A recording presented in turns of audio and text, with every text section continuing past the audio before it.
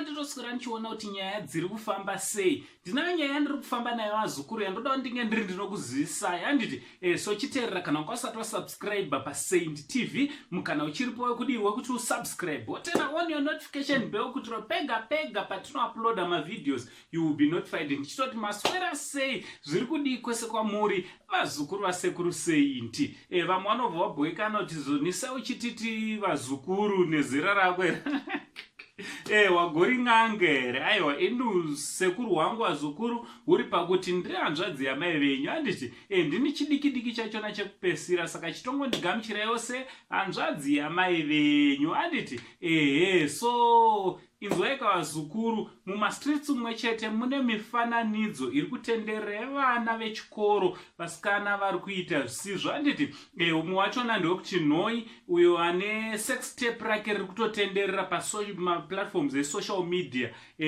Ane mukomana wainaye vazukuru nemafoto zvakare vakashama vachiita dzepabonde. Handiti chinova chinhu chinorwadza kuti mubereki ari kutora mwana achiendesa kuchikoro at the end ozotanga kuita zvinhu zvevanhu vakuru. Handiti also pane umwe mwana ari kutoratidza kuti uyu aiprimary iri jere, mapurisa dai vakabata mukomana ari panapa zimonyero roda kuita sei mwana chokwadi.